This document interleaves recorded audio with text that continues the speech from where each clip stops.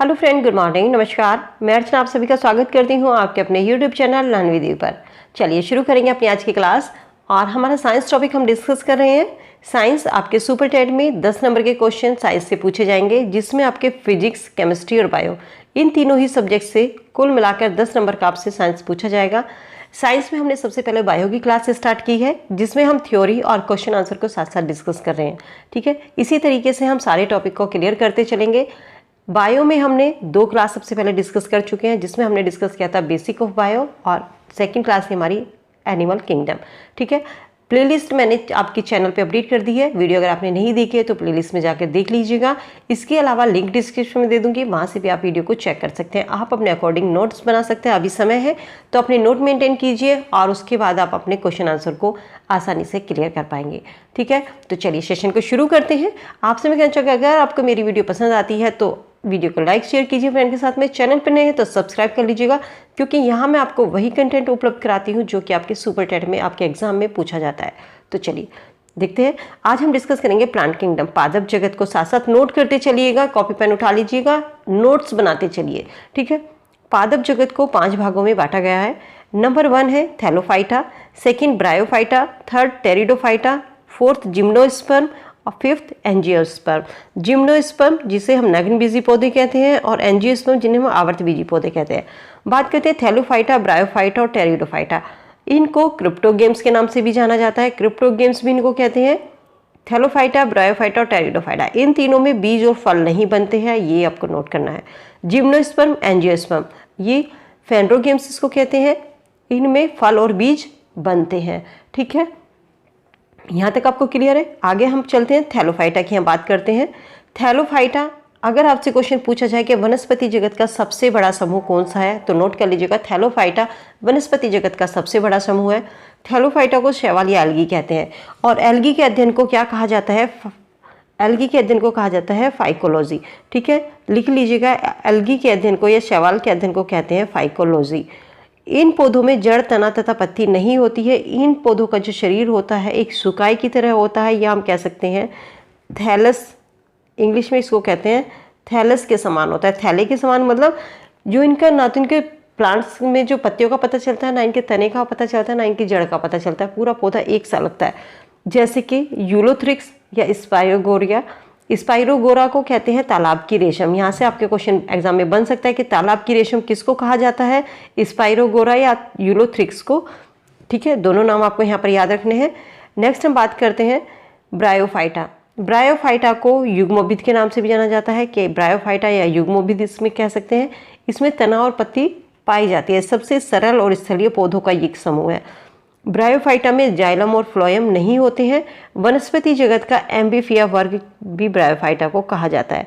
ठीक है, अगर आपसे पूछ लिया जाए एम्बिफिया वर्ग किसको कहा जाता है, तो ब्रायोफाइटा को एम्बिफिया वर्ग भी कहा जाता है वनस्पति जगत का। मृदा अपरदन को रोकने में सबसे अधिक सहायता करते हैं ब्रायोफाइटा। ठीक है, मृदा अपरदन को रोकने में स्टार लगा के लिखिएगा कि मृदा अपरदन को रोकने में ये सहायता प्रदान करते हैं ब्रायोफाइटा।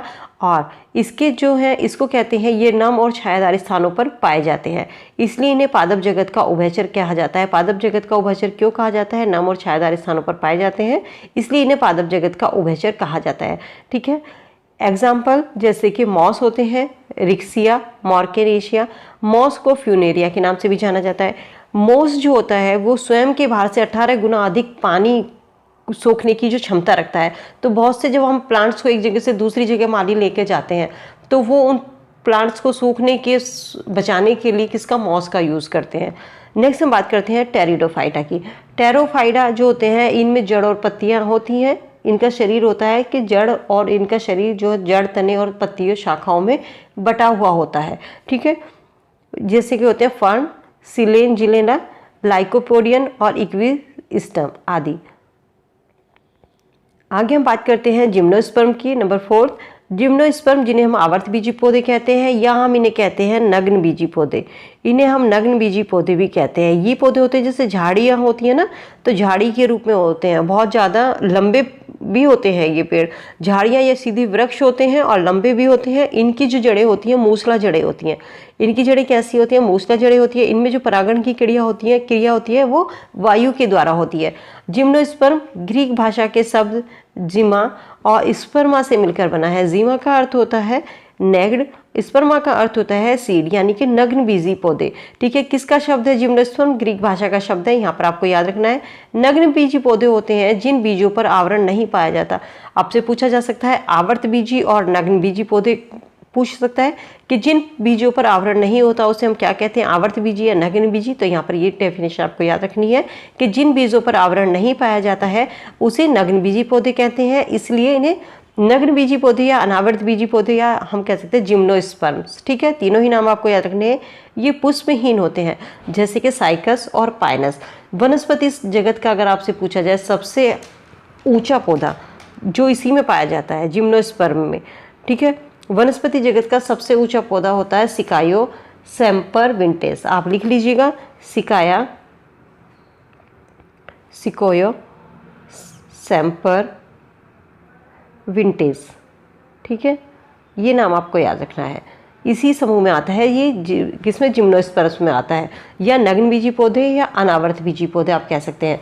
ठीक है, सबसे छोटा अनावर्त बीजी पौधा कौन सा होता है? जेमिया पिग्मिया होता है। अनावर्त बीजी पौधा आपसे पूछ लिया जाए सबसे छोटा, ये होता है जेमिया पिग्मिया। ठीक है, जेमिया पिग्मिया दोनों ही आपको लिखने हैं। ऊंचा पौधा सिकोया सेम्परविंटेस और अनावर्त बीजी पौधे का सबसे छोटा समूह का पौधा कौन सा होता है? जेमिया पिग्मिया होता है। साइकस को किस नाम से? साइकस को जीवित जीवाश्म कहा जाता है। ठीक है, स्टार लगा के लिखिएगा। साइकस क्या है? जीवित जीवाश्म है। और पाइनस जो होते हैं इनके परागण इतनी अधिक मात्रा में होते हैं, इतने अधिक होते हैं कि इन्हें पीले बादल इसमें बन जाते हैं। परागण जो होते हैं वो पीले बादल के रूप में लगने लगते हैं। ठीक है, चलिए आगे बढ़ते हैं। नेक्स्ट हम बात करते हैं एंजियोस्पर्म, जिसे हम आवर्त बीजी पौधे कहते हैं। ग्रीस भाषा के शब्द से एंजियो और स्पर्म से मिलकर ये बना है। एंजियो का अर्थ होता है कवर्ड और स्पर्म का अर्थ होता है सीड। इन बीजों पर आवरण पाया जाता है, इसलिए इन्हें आवर्त बीजी पौधे कहते हैं। ठीक है, इन बीजों पर आवरण पाया जाता है। बीज जो होता है इनके फल के अंदर होता है। इसमें क्या होता है? जड़, पत्ती, फूल, फल और बीज सभी पूर्ण रूप से इसमें विकसित होते हैं। इन्हें फ्लावरिंग प्लांट यानी कि पुष्पीय पौधे भी कहते हैं। ठीक है, पुष्पीय पौधे किसे कहते हैं? इंपोर्टेंट लगा लीजिएगा, ये कुछ लाइन पे आपकी इंपोर्टेंट बनती है कि जिन पर आवरण पाया जाता है इसे हम कौन से पौधे कहते हैं? एंजियोस्पर्म, या हम कह सकते हैं आवर्त बीजी पौधे, और इन्हें फ्लावरिंग प्लांट भी कहते हैं। ठीक है, यहाँ पर नोट करके आप लिखना है कि बीजों में बीज पत्रों की संख्या के आधार पर आवर्त बीजी पौधे दो प्रकार के होते हैं। ठीक है, किसके आधार पर? बीज पत्रों की संख्या के आधार पर इनको बांटा जाता है। एक बीज पत्री और द्विबीजपत्री। एक बीज पत्री होते हैं जिनमें एक बीज पत्र पाया जाता है। द्विबीजपत्री वो होते हैं जिनमें दो बीज पाए जाते हैं। एक बीज पत्री में गेहूँ, मक्का, गन्ना, गन्ना, चावल, ज्वार, बाजरा, जौ, जई, लहसुन और प्याज ये आते हैं। द्विबीजपत्री में मटर, मूली, सरसों, चना, भिंडी और इसके अलावा आपके गुड़हल हुआ, आलू, मिर्च, बैंगन, बादाम, नाशपाती, सेब, तो ये सभी आपके द्विबीजपत्री में आते हैं। ठीक है, ये था हमारा छोटा टॉपिक बायो का जो आज की क्लास में हम डिस्कस किया है। बायो की हम 3 क्लास अब तक डिस्कस कर चुके हैं विद थ्योरी। इसी तरीके से आप अपने नोट्स को मेंटेन करते चलिए। नोट्स आप ज़रूर बनाइए। नोट्स आप बनाएंगे आपका बेस क्लियर होगा और क्वेश्चन को आप आसानी से क्लियर कर पाएंगे। तो उम्मीद करती हूँ वीडियो आप सभी के लिए यूजफुल होगी। वीडियो कैसी लगी है फीडबैक इसका कमेंट सेक्शन में कमेंट करके ज़रूर दीजिएगा। अगर आपका मेरे लिए कोई सजेशन है, मैं आपको थोड़ा स्पीड में पढ़ाती हूँ या स्लो पढ़ाती हूँ, कुछ भी अगर सजेशन आप मेरे लिए चाहते हैं तो आप मुझे कमेंट सेक्शन में कमेंट करके ज़रूर बताइएगा। और मिलती हूँ नई वीडियो में, तब तक के लिए good bye, be happy, be safe. Video को लाइक शेयर कीजिए, चैनल को सब्सक्राइब कर लीजिएगा। Thank you so much.